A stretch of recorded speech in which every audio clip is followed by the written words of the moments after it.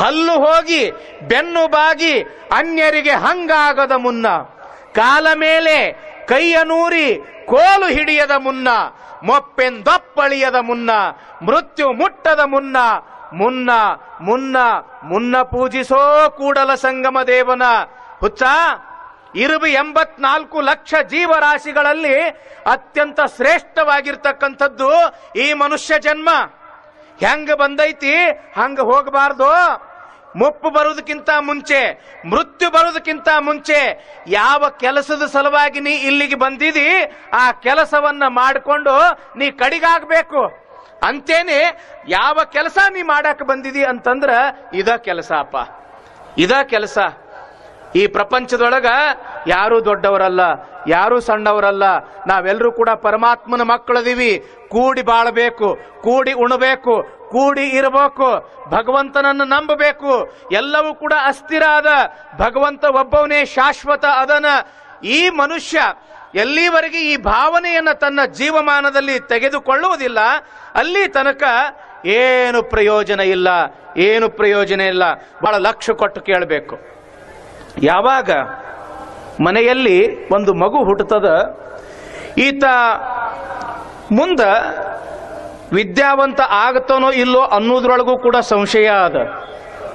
ಮುಂದೆ ಈತ ಮದುವೆ ಮಾಡ್ಕೊಳ್ತಾನೋ ಇಲ್ಲೋ ಅನ್ನೋದ್ರೊಳಗೂ ಕೂಡ ಸಂಶಯ ಅದ. ಈತ 4 ದುಡ್ಡು ಗಳಿಸಿ ಶ್ರೀಮಂತ ಆಗ್ತಾನೋ ಇಲ್ಲೋ ಅನ್ನೋದ್ರೊಳಗೂ ಕೂಡ ಸಂಶಯ ಅದ. ಆದ್ರ ಇವ ಒಂದು ದಿವಸ ಸಾಯ್ತಾನೋ ಇಲ್ಲೋ ಅನ್ನೋದ್ರೊಳಗ ಯಾವ ಸಂಶಯವೂ ಕೂಡ ಇಲ್ಲ. ನಿಮಗೆ ಗೊತ್ತಿರಬೇಕು, ಬಸ್ ಇವತ್ತು ನಾವು ಮುಂಬೈಗೆ ಹೋಗ್ಲಿ, ಬೆಂಗಳೂರಿಗೆ ಹೋಗ್ಲಿ, ಮಡ್ರಾಸಕ್ಕೆ ಹೋಗ್ಲಿ, ಒಂದು ಬಸ್ ಬಿಡುವ ಟೈಮ ನಿಶ್ಚಿತ ಇರ್ತದ. ವಿಮಾನ ಬಿಡುವ ಟೈಮು ಕೂಡ ನಿಶ್ಚಿತ ಇರ್ತದ. ರೈಲು ಗಾಡಿ ಬಿಡತಕ್ಕಂಥ ಟೈಮು ಕೂಡ ನಿಶ್ಚಿತ ಇರ್ತದ. ಆದ್ರ ಒಂದದು ಮಾತ್ರ ನಿಶ್ಚಿತ ಇಲ್ಲ, ನಮ್ಮ ಒಳಗಿರ್ತಕ್ಕಂಥ ಪ್ರಾಣ ಯಾವಾಗ ಹಾರಿ ಹೋಗ್ತದೋ ಅನ್ನೋದ್ರೊಳಗ ಯಾವ ನಿಶ್ಚಿತ ಇಲ್ಲ, ಮತ್ತು ಯಾವ ಸಂಶಯವೂ ಕೂಡ ಇರೋದು ಇಲ್ಲ. ಒಳಗೆ ಇರ್ತಕ್ಕಂಥ ಈ ಆತ್ಮ ಹೆಂಗದ ಅಂತಂದ್ರ, ಜೀವ ಹೆಂಗದ ಅಂತಂದ್ರ ಗಾಳಿಗೆ ಇಟ್ಟು ದೀಪ ಇದ್ದಂಗದ, ಯಾವಾಗ ಆರಿ ಹೋಗ್ತದೋ ಗೊತ್ತಿಲ್ಲ. ಒಳಗಿರ್ತಕ್ಕಂಥ ಜೀವ ನೀರ್ ಮ್ಯಾಲ ಇರ್ತಕ್ಕಂಥ ಗುಳ್ಳಿ ಇದ್ದಂಗದ, ಯಾವಾಗ ಒಡೆದು ಹೋಗ್ತದೋ ಗೊತ್ತಿಲ್ಲ. ಆ ಕಾರಣಕ್ಕಾಗಿ ತಂಗಿ, ಅಡಿಗೆ ಯಾವಾಗ ಮಾಡ್ಕೊತೀರಿವ ನೀವು? ಅಡಿಗೆ ಯಾವಾಗ ಮಾಡ್ಕೊಳ್ತೀರಿ?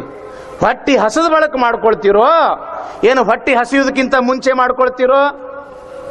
ಖರೆ ಹೇಳ್ರಿ, ಹೊಟ್ಟಿ ಹಸಿಯೋದಕ್ಕಿಂತ ಮುಂಚೆ ಅಡಿಗೆ ರೆಡಿ ಇಟ್ಕೊಳ್ತೀರೇನಿಲ್ಲ? ಹೊಟ್ಟಿ ಹಸದ ಬಳಕ ಉಣ್ಬೇಕು ಅಂತ. ಹೊಟ್ಟಿ ಹಸಿಯೋದಕ್ಕಿಂತ ಮುಂಚೆನೆ ನೀವು ಹೆಂಗ ಅಡಿಗೆ ರೆಡಿ ಇಟ್ಕೊಳ್ತಿರೋ, ಬುತ್ತಿ ರೆಡಿ ಇಟ್ಕೊಳ್ತಿರೋ, ಸಾಯೋದಕ್ಕಿಂತ ಮುಂಚೆನೆ ಧರ್ಮ ಎಂಬತಕ್ಕಂಥ ಬುತ್ತಿ ರೆಡಿ ಇಟ್ಕೋಬೇಕು ನೋಡ್ರಿ. ಯಾಕ? ನೀ ಗಳಿಸಿರ್ತಕ್ಕಂಥ ರೊಕ್ಕ ರೂಪಾಯಿ ಉಣ್ಣಾಕ ಬರುವುದಿಲ್ಲ. ನೀ ಯಾವಾಗ ಇಹಲೋಕವನ್ನ ಬಿಟ್ಟು ಪರಲೋಕಕ್ಕೆ ನಡೆದಿ ಪುಣ್ಯ ಅನ್ನೋ ಬುತ್ತಿ ಮಾತ್ರ ನಿನ್ನ ಜೊತೆಗೆ ಬರ್ತದ.